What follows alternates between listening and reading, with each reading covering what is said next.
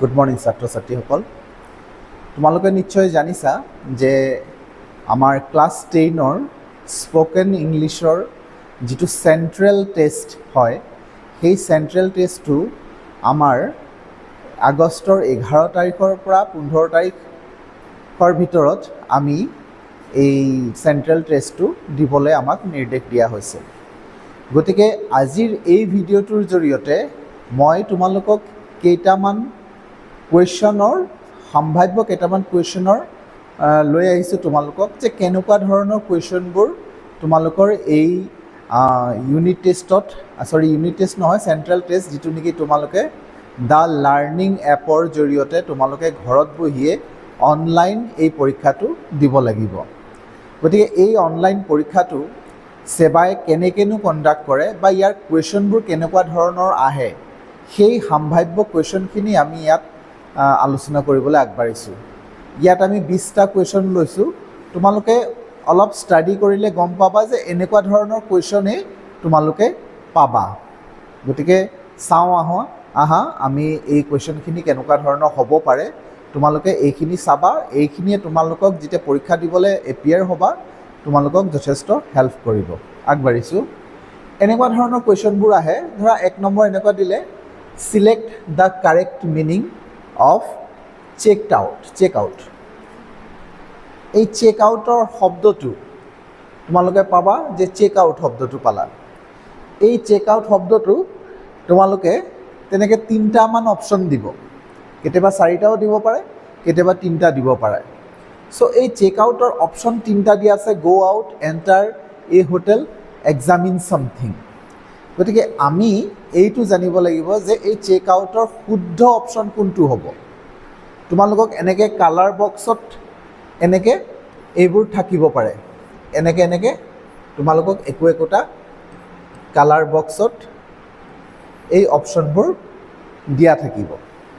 তোমালোকে যিটো শুদ্ধ অপশ্যন হ'ব সেই শুদ্ধ অপশ্যনটো তোমালোকে টেপ কৰি দিবা, আঙুলিৰে টেপ কৰি দিব লাগে। চ' ইয়াত আমাৰ শুদ্ধ অপশ্যন হ'ব examine something, C2 correct option হ'ব। যে এনেকৈ যদি তোমালোকে কাৰেক্ট আনচাৰ দি যোৱা, চ' এটা কুৱেশ্যনৰ কাৰণে তোমালোকে 1 মাৰ্কছ স্ক'ৰ কৰিবলৈ সক্ষম হ'বা। আগবাঢ়িছোঁ। ছাপ'জ 2 নম্বৰ কুৱেশ্যনটোত এনেকৈ দিব, কিছুমান ইয়াত আমাৰ সোধে কিছুমান কথাবোৰ যিবোৰ নেকি তোমালোকে ভাষাৰে এনচাৰটো দিবলগীয়া হয়। তাৰমানে এই কুৱেশ্যনটো, হোৱাট ডু ইউ হিয়াৰ, তুমি কি শুনা পাইছা। ইয়াত কি হয়, এটা ভইচ এটা শুনিব পাবা, এটা মাত শুনিব পাবা, যে তাত টেপ কৰি দিয়াৰ লগে লগে এটা মাত শুনিবা, আৰু এই মাতটো এইটো এই 3টা শব্দৰ ওচৰা ওচৰিকৈ উচ্চাৰণ কৰা হয়। আৰু এই মাতবোৰ ফৰেন লেংগুৱেজৰ কিছুমান কম্পিউটাৰাইজ চাউণ্ড আহে, কোনো মানুহৰ দ্বাৰা কোৱা নহয়, ফৰেন লেংগুৱেজৰ হেৰি থাকে। গতিকে এনেকুৱা ধৰণৰ এটা উচ্চাৰণ আহিব। ধৰা এইটো আহিলে যেনিবা নাজানো এতিয়া কোনটো দিব পাৰে, কিন্তু ষ্ট্ৰেইচ ময়ো বৰ প্ৰপাৰলি ক'ব নোৱাৰিব পাৰোঁ, কিন্তু তথাপি চেষ্টা এটা কৰিছোঁ। ষ্ট্ৰেইচ বা এইটো ষ্ট্ৰেছ, এনেকৈ আমাক যিটো কম্পিউটাৰাইজ লেংগুৱেজ হয়, ফৰেন লেংগুৱেজ, সেই লেংগুৱেজত আমাক দিব পাৰে। ষ্ট্ৰেছ অলপ ডিফাৰেঞ্চ এটা পোৱা যায়। গতিকে তুমি শুনিবা যে কোনটো সোধা হৈছে, যিটো নেকি ষ্ট্ৰেছ। তো তুমি ভালকৈ শুনিবলৈ চেষ্টা কৰিবা, শুনি যোনটো এপ্ৰপ্ৰিয়েট যেন লাগে তুমি সেইটোকে ক্লিক কৰি দিবা। আকৌ কৈছোঁ, এনেকৈ তোমাৰ একোটা বক্সত থাকিব পাৰে, এই বক্সবোৰৰ ভিতৰত যোনটো হ'ব সেইটোকে ক্লিক কৰি দিবা। ইয়াত কোনো এটা কাৰেক্ট অপশ্যন ক'ব নোৱাৰোঁ, কাৰণ কোনটো সুধিব সেইটোৰ ওপৰত তোমালোকে ক্লিক কৰিবা। যিটো চাউণ্ড শুনিবা সেই শুনাটো একজেক্ট কোনটো হ'ব পাৰে সেইটো তোমালোকে শব্দবোৰৰ হেৰিবোৰ চাবা, স্পেলিংবোৰ চাবা, স্পেলিঙৰ লগত মিল থকা হ'ব লাগে। এইটো যেনেকৈ ষ্ট্ৰেছ, ষ্ট্ৰেচ, টি এটা শব্দ আছে, এইটো ষ্ট্ৰেইজ, ৱাই এটা আছে। গতিকে এনেকুৱা ধৰণৰ ডিফাৰেঞ্চবোৰ তোমালোকে নিজে বুজিবলৈ চেষ্টা কৰিবা। আগবাঢ়িছোঁ। 3 নম্বৰ যেনিবা আমাক আহিলে ফিল ইন দ্য ব্লেংকছ। হা, ইয়াত আমাক কি কয় যে এনেকুৱা এটা লাইন এটা দি দিলে, এক্সট্ৰা কাৰিকুলাৰ এক্টিভিটিজ কেন হেল্প ষ্ট্ৰেছ। গতিকে তাৰ পৰা আমাক ইয়াৰ 3টা দি দিলে, এই 3টাৰ পৰা আমাৰ কোনটো কাৰেক্ট অপশ্যন হ'ব পাৰে। গতিকে ৰিলিভ, ৰিলিভ, ৰিলিফ। আচলতে ইয়াত আমাৰ এইটো এটা, এই মাজৰটো ইয়াত অপশ্যনটো দিছে, মানে বনোৱা হৈছে, কিন্তু সেইটো অপশ্যনটো কাৰেক্ট অপশ্যন নহয়। আমাৰ কাৰেক্ট অপশ্যনত এই 2টা অপশ্যনহে থাকিব পাৰে, এ আৰু চি। গতিকে কেন আছে, গতিকে আমি তাত এইটো এটা ভাৰ্ব হয়, ইয়াত ভাৰ্ব আৰু এইটো নাউন হয়। হা, চ' ইয়াত আমাৰ কেন হেল্প ৰিলিভ, গতিকে ইয়াত আমাৰ এই নাউনটো ব্যৱহাৰ হ'ব। এই অপশ্যন ইয়াত আমাৰ কাৰেক্ট হ'ব। গতিকে এই অপশ্যনটোত তোমালোকে ক্লিক কৰি দিলে শুদ্ধ মাৰ্কছ পাই যাবা। আগবাঢ়িছোঁ। 4 নম্বৰটো। 4 নম্বৰটোত কি কৈছে, স্পীক দ্য ফলোয়িং চেণ্টেন্স। ইয়াতো আমাৰ কোনো ধৰণৰ কুৱেশ্যন নাথাকে। ইয়াত আমি শুনিব নালাগে, মোবাইলটোৱে শুনিব, আমি ক'ব লাগে। ইয়াত কমিউনিকেশ্যন সকলো ধৰণৰ হয়। তাৰমানে ইয়াত কুৱেশ্যনখিনি এনচাৰ কৰিবলৈ হ'লে তুমি আমাৰ ইয়াত ৰিডিং, ৰাইটিং, স্পেলিং, এভৰিথিং ইয়াত বিচৰা হয়। ইয়াত আমি ক'ব লাগিব, তুমি যে এইটো পঢ়িছা, এইটো দেখিছা, ইউ ৱেৰ অলৱেজ ছ' ডিটাৰমাইণ্ড। এই বাক্যশাৰী তুমি পঢ়ি মোবাইলটোক শুনোৱাব লাগিব, তুমি নিজে পঢ়িব লাগিব। কি দেখিছা? ইউ ৱেৰ অলৱেজ ছ' ডিটাৰমাইণ্ড। চ' কেতিয়াবা মোবাইলৰ কিছুমান টেকনিকেল ফাল্টৰ কাৰণে কেতিয়াবা আমি শুদ্ধ ক'লেও একচেপ্ট নকৰে, আমি কেতিয়াবা 2-3 বাৰ আকৌ ক'বলগীয়া হয়। তুমি কোৱাৰ পিছত চাবা এই শব্দটো একচুৱেলি ফিল আপ হৈ যাব। কথাটো এনেকুৱা, ইউ বুলি ক'বা নহয়, ওপৰত ইউ লিখা থাকিব, তলত আকৌ এটা শ্লট থাকিব, য'ত নেকি তুমি ইউ কৈছা, ইউটো তাত দেখিব পাবা। ইউ ৱেৰ, তো ৱেৰ কৈছা, ৱেৰটো দেখিবলৈ পাবা। যেতিয়া দেখিবা গোটেইখিনি শুদ্ধকৈ কোৱা হৈছে, তাৰপিছত তুমি ক্লিক কৰিবা, ছাবমিট কৰিবা। কথাবোৰ এনেকুৱা ধৰণৰ হয়, পটককৈ ছাবমিট কৰি নিদিবা, কাৰণ তোমাৰ কথাটো মোবাইলটোৱে শুনিব, শুনি লৈ সি কম্প্ৰিহেণ্ড কৰিব। কম্প্ৰিহেণ্ড কৰোৱালৈকে সি তেতিয়ালৈকে ডিছপ্লেত দেখাই দিব যে এইটো তুমি এনেকৈ কৈছা। চ' দেখিবা যে মোৰ ঠিকে ঠিকে মিলি গৈছে। আমি যদি এনেকৈ কওঁ, ইউ ৱেৰ অলৱেজ ছ' ডিটাৰমাইণ্ড বুলি যদি কৈ দিলোঁ, মানে ডিটাৰমাইণ্ড, এই ডিটো আমি নলগোৱাকৈ কৈ দিলোঁ, তেতিয়া ডিটাৰমাইণ্ড হৈ আহি থাকিব। ডিছপ্লেত ডিটাৰমাইণ্ড আহিব, ডিটো নাই অহা। তাৰমানে তুমি বুজি পাবা মোৰ শুদ্ধ এতিয়ালৈকে হোৱা নাই, মই ডিটো উচ্চাৰণ কৰিব পৰা নাই। চ' আকৌ তুমি ক'ব লাগিব যে ইউ ৱেৰ অলৱেজ ছ' ডিটাৰমাইণ্ড। যেতিয়া তুমি শুদ্ধকৈ ক'ব পাৰিবা, তেতিয়া তোমাৰ দেখিবা ডিটো আহি গৈছে, তেতিয়া তোমাৰ ছাবমিট কৰিবা। গতিকে অলপ লক্ষ্য কৰি তোমালোকে পৰীক্ষাটো দিবা। নেক্সট আহিলে যে টেপ হোৱাট ইউ হিয়াৰ। ইয়াত আচলতে টেপ হোৱাট ইউ হিয়াৰ বুলি ক'লে ইয়াত দিয়া থাকিব, ইয়াত উল্টা পুল্টাকৈ দিয়া থাকিব, কিন্তু তাত এটা চাউণ্ড আহিব, ইয়াত এটা মাত এটা আহিব, এই মাতটো তুমি শুনিব পাবা। সেই শুনি শুনি লাগিলে তুমি বাৰে বাৰে শুনিবা, শুনি শুনি এটা এটাকৈ মিলাব লাগিব। কথাটো বুজিছানে? যে শুনি শুনি এটা এটাকৈ মিলাব লাগিব। যেনেকৈ ইয়াত কি আহিব পাৰে, I used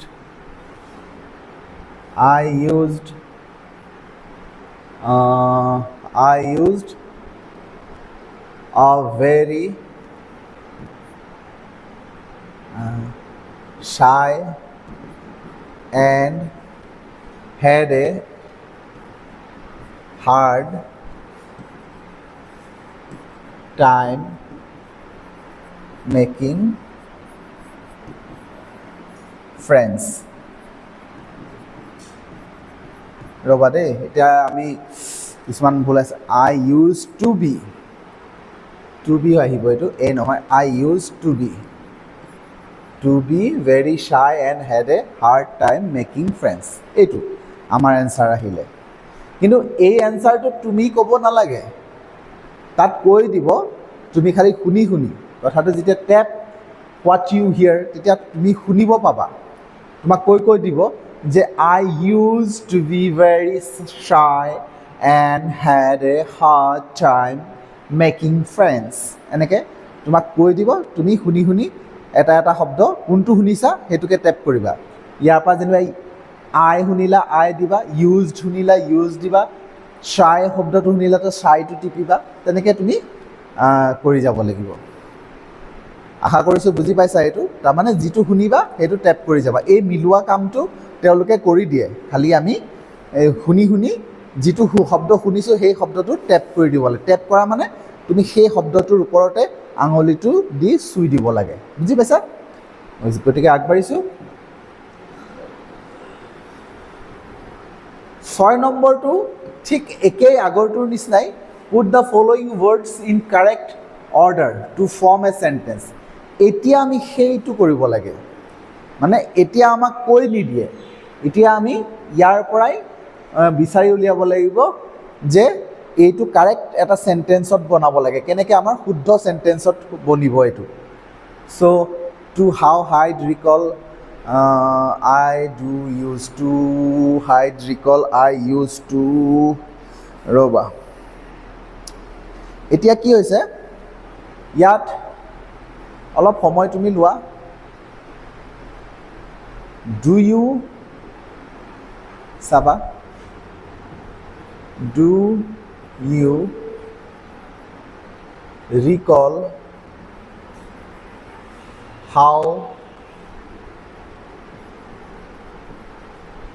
how we used to play hide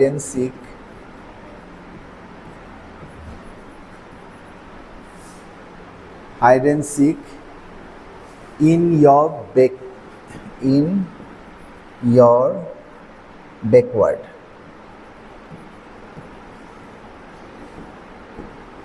Do you recall how we used to play hide and seek in your backward? ইয়াত কেইটা আছে 1 2 3 4 5 6 7 8 9 10 11 12 13 14 15 1 2 3 4 5 6 7 8 9 10 11 12 13 15 এই এনেকৈ কুৱেশ্যন টাইপ ইয়াত অৱশ্যে কুৱেশ্যন মাৰ্ক এটা লাগিব ক'ৰবাত দিয়া থাকিব মোৰ হয়তো দিয়া হোৱা নাই কুৱেশ্যন মাৰ্ক এটা আহিব do you recall how we use to play hide and seek in your backyard গতিকে এনেকৈ তোমালোকক জাম্বল ৱৰ্ড দিয়া হয় তাৰমানে খেলি মেলিকৈ দিয়া হ'ব উল্টা পুল্টাকৈ দিয়া থাকিব তুমি শুদ্ধ এটা কাৰেক্ট চেণ্টেন্স এটা বনাব লাগে এনেকুৱা ধৰণৰ কুৱেশ্যন থাকিবই হয়তো এইটো নাথাকিব পাৰে কিন্তু বেলেগ থাকিলেও এই এনেকুৱা ধৰণৰ কুৱেশ্যনটো পাবাই বাকী যিখিনি দিছোঁ এই এনেকুৱা ছেইম পেটাৰ্ণৰ হয়তো ছেইম কুৱেশ্যন নাহিব পাৰে কিন্তু এনেকুৱা পেটাৰ্ণৰে কুৱেশ্যন আহিব আগবাঢ়িছোঁ আকৌ এনেকুৱা ধৰণৰ দিব পাৰে হোৱাট ডু ইউ হিয়াৰ তুমি কি শুনা এইটো ইয়াত মানে বৰ কমেণ্ট কৰিবলগীয়া কথা নাই তুমি শুনিবা কথাবোৰ শব্দবোৰ প্ৰায় একেই নিচিনা হয় ইয়াততো এইটো দুটা শব্দ একেই হ'লগৈ কিন্তু তাত তোমাক একে নিদিব পাৰে অলপ খেলি মেলিকৈ দিব তাৰ ভিতৰৰ পৰা তুমি একজেক্ট কোনটো হয় সেইটো শুনি লৈ পিনে তুমি ডিটাৰমাইন কৰিবা যে কোনটো শুদ্ধ উত্তৰ হ'ব আগবাঢ়িছোঁ আকৌ এনেকৈ দিলে টেপ হোৱাট ইউ হিয়াৰ ইয়াত আকৌ আমি মিলাম টেপ হোৱাট ইউ হিয়াৰ ইয়াত আকৌ আমি কৈ যাব আমি মিলাবলগীয়া হয় মানে আমি ধৰা এতিয়া এইখিনি পালোঁ নহয় এইখিনি চাই পিনে আমি নিজে বনাব নালাগে এইটো ইয়াত আমাক কৈ দিব চ' দে ৱেৰ নট ইমপ্ৰেছড এইটো কেনেকৈ হ'বগৈ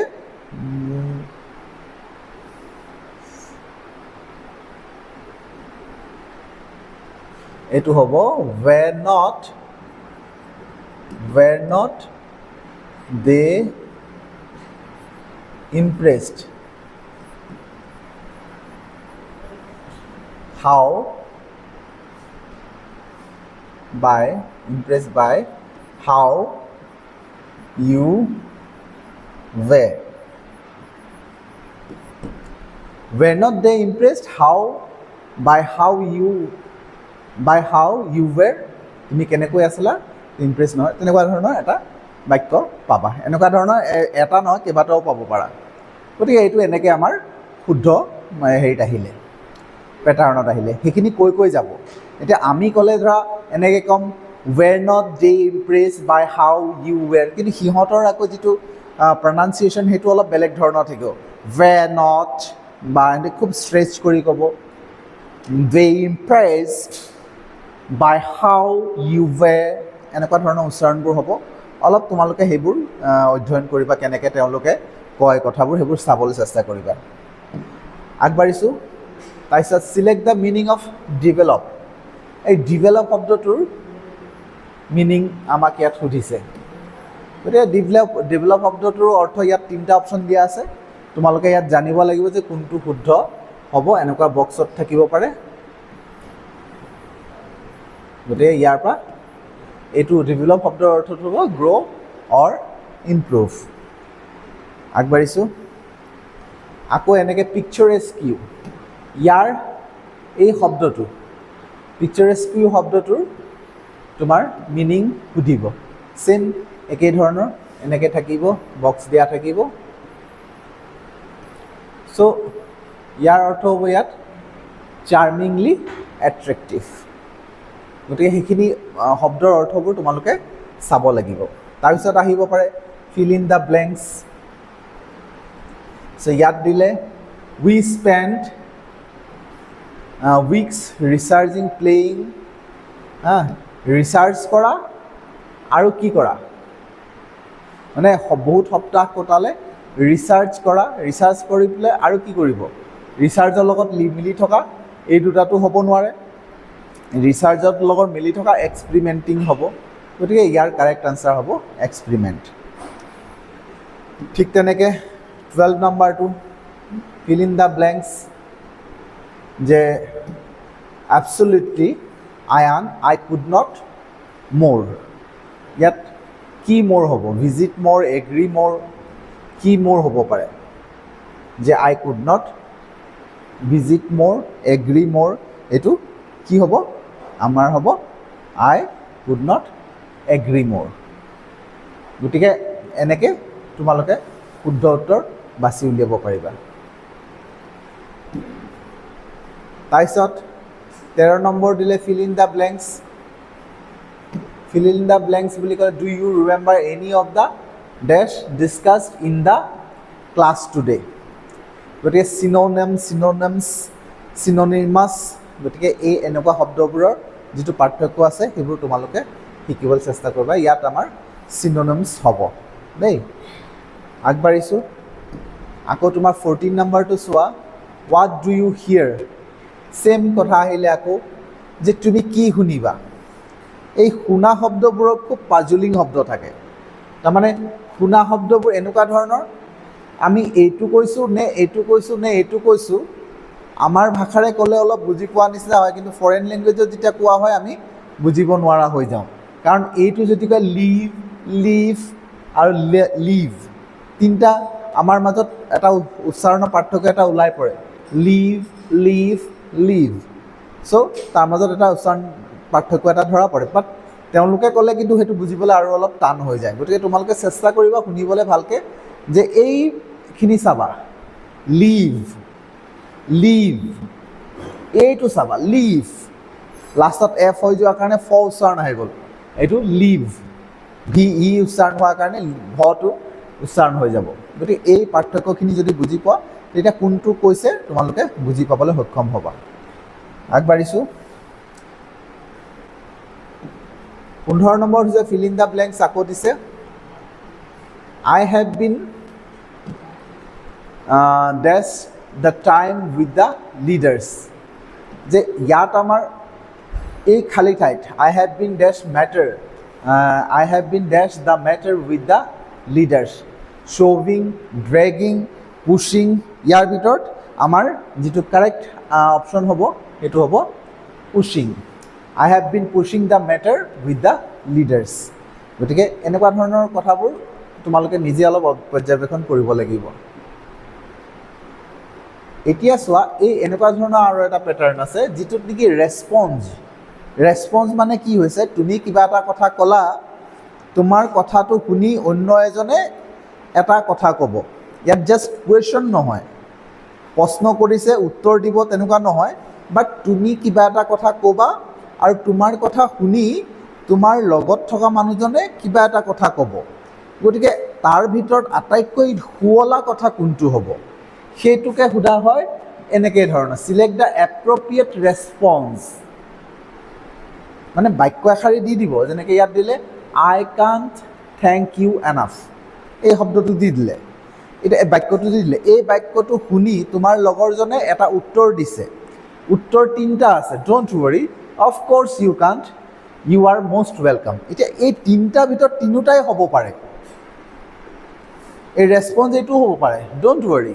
যদি তুমি কোনোবাই তোমাক কৈছে I can't thank you enough, don't worry বুলি কৈ দিব পাৰা। বি নম্বৰটো ক'বা অফক'ৰ্ছ ইউ কাণ্ট, চি নম্বৰটো ক'বা ইউ আৰ মষ্ট ৱেলকাম। কিন্তু এই তিনিওটাৰ ভিতৰত গুড ইংলিছ কোনটো হয়, আটাইতকৈ ভাল, শুৱলা, শুনিবলৈ ভাল লগা বা আটাইতকৈ একচেপ্টেবলটো কোনটো হ'ব? গতিকে সেইটো হ'ব ইউ আৰ মষ্ট ৱেলকাম।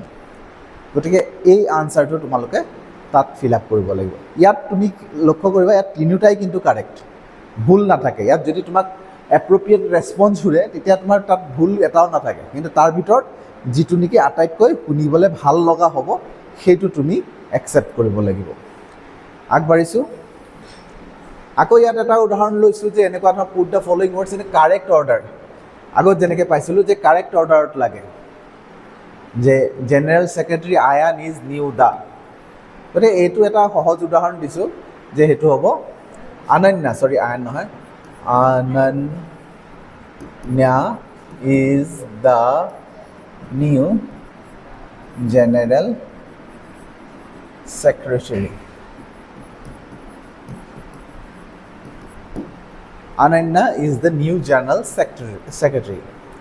তাৰপিছত আহিলে মিনিং লাগে। এতিয়া মিনিং বুলি ক'লে ইয়াত শব্দৰ মিনিং দিয়া নাই, এটা বাক্য এটা দিছে, অউন আপ ইয়ৰ মিষ্টেক। অউন আপ ইয়ৰ মিষ্টেক। ইয়াত আমাৰ এই যিটো এই গোটেইটো অউন আপ ইয়ৰ মিষ্টেক এটা ফ্ৰেজ দি দিছে। এই ফ্ৰেজটো তুমি বুজি লৈ তুমি ইয়াৰ আনচাৰটো ক'ব লাগিব। অউন আপ ইয়ৰ মিষ্টেক তাৰমানে কি? Be proud of your mistake, admit your mistake, blame someone else for your mistake. গতিকে সেইটো তুমি জানিব লাগিব যে তাৰ মানে কথা হৈছে এডমিট ইয়ৰ মিষ্টেক। তাৰমানে আমাৰ নিজৰ ভুলটো আমি স্বীকাৰ কৰি লোৱাটোকে আমি এনেকৈ ক'ব পাৰোঁ, own up to your mistake. আগবাঢ়িছোঁ। 19 নম্বৰত কৈছে আকৌ ফিল ইন দ্য ব্লেংকছ, খালী ঠাই পূৰাবলৈ কৈছে। চ' এইটো হৈ গ'লগৈ তোমাৰ she does voted as new general secretary. গতিকে ইয়াত হেজ বিং আহিব, হেজ বিন আহিব নে হেভ বিন আহিব? গতিকে এইটো অলপ সহজে হয়, এইটো গ্ৰামেটিকেলৰ কথা সুধিছে। She has been voted, so' has been হ'ব। তাৰপিছত আকৌ এই শেষৰ কুৱেশ্যনটোলৈ আহিলোঁ। শেষৰ কুৱেশ্যনটোত দিছে যে select the appropriate response to the following. ইয়াত আকৌ সেই একেধৰণে কৈছে, এই বাক্যটো যিটো পাইছা তোমালোকে, আই হোপ ইউ উইল ছাপৰ্ট আছ, এই যিটো শব্দটো পাইছা, আই হোপ ইউ উইল ছাপৰ্ট আছ, এ বি চি, এই তিনিটা অপশ্যন আছে ইয়াত। 21, 22, 23 এইটো মই এডিট কৰিবলৈ যাওঁতে এনেকৈ হয়তো আহি গৈছে, আই হোপ ইউ উইল ছাপৰ্ট আছ। গতিকে এই শব্দটো পাইছা, বাক্যটো পাইছা, তোমাৰ লগৰ কোনোবা এজনে এনেকৈ ক'লে যে আই হোপ ইউ উইল ছাপৰ্ট আছ। এতিয়া তোমাৰ সেই লগৰজনে কোনটো ৰেছপঞ্চ দিব? ৰেছপঞ্চটো এইটো দিব, of course I will, depends, okay. এতিয়া কোনটো আটাইতকৈ ভাল ৰেছপঞ্চ হ'ব?